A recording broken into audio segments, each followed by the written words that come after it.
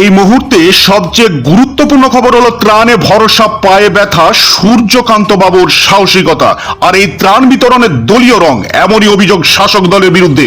দেখছেন বিকাশ খবর, আমি আপনাদের সঙ্গে সানিজুল হক।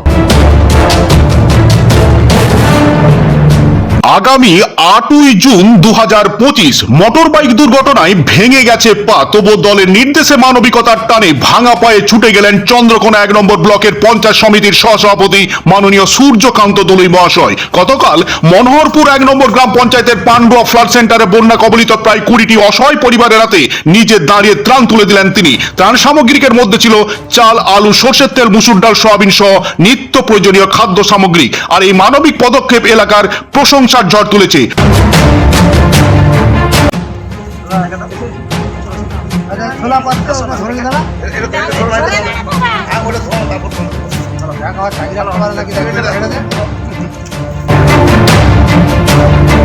আর এদিকে চন্দ্রকোনা বিধানসভার ভারতীয় জনতা পার্টির 5 মণ্ডলের সভাপতি মাননীয় সবুজ মজুমদার মহাশয় এক বয়ানে কড়া ভাষায় শাসক দলের বিরুদ্ধে অভিযোগ তুলে বলেন, বন্যা এসেছে মানেই শাসক দলের জন্য নতুন সুযোগ।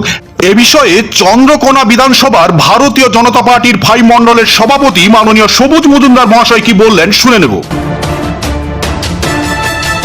এই বন্যা হয়েছে মানে শাসক দলের মকা, কারণ শাসক দলের মানুষ এতদিন বুঝেছিল চুপচাপ, তাদের হাত খরচ ছিল না। বন্যা এসছে মানে তাদের একটা মকা শুরু হয়েছে। তারা এই যে ত্রাণ বিতরণ করেছে সেটা হচ্ছে শাসক দল দেখে দেখে তাদের ভোট ব্যাংক বাড়ানোর জন্য তাদের লোককেই দিয়েছে। যারা সত্যি সত্যি ত্রাণ পাওয়ার যোগ্য তাদেরকে কিন্তু ত্রাণ দেয়নি। আর যেটা বলছেন যে অভিষেক ব্যানার্জির ত্রাণ তহবিল থেকে দিয়েছে, এটা বাজে কথা। দিনের পর দিন মিড ডে মিল বন্ধ করে যে চাল, ডাল, তেল চুরি হয় সেটা নিয়েই মানুষকে দান ধ্যান করে। এটা অভিষেক ব্যানার্জির ত্রাণ তহবিল না বলে অভিষেক ব্যানার্জির চুরি তহবিল বললে আমার মনে হয় ভালো হয়, এবং সকলে এটাই জানে। এ বিষয়ে চন্দ্রকোনা 1 নম্বর ব্লকের পঞ্চায়েত সমিতির সহসভাপতি মাননীয় সূর্যকান্ত দলুই মহাশয় কি বললেন শুনে নেব। তো আমরা ওই ধরনের ত্রাণ নিয়ে আমরা ওই ধরনের রাজনীতি করি না। আমরা ধন্যবাদ জানাবো আমাদের সাংসদ তথা সর্বভারতীয় তৃণমূল কংগ্রেসের সাধারণ সম্পাদক অভিষেক বন্দ্যোপাধ্যায়কে। বন্যা হওয়ার সাথে সাথে গরিব মানুষদের উদ্দেশ্যে তিনি যে ত্রাণ পাঠিয়েছিলেন, আমরা প্রত্যেকটা বন্যা দুর্গত মানুষদের হাতে তুলে দিতে পেরেছি, এটুকুই বলবো। এবং তাদের পাশে থাকতে পেরেছি, যেটা মমতা বন্দ্যোপাধ্যায় দীর্ঘদিন ধরে করেছেন। আমরা তার আদর্শে অনুপ্রাণিত হয়ে চলি, এটাই আমাদের সবচেয়ে বড় কথা। আজকে আপনারা কতজনকে ত্রাণ দিলেন?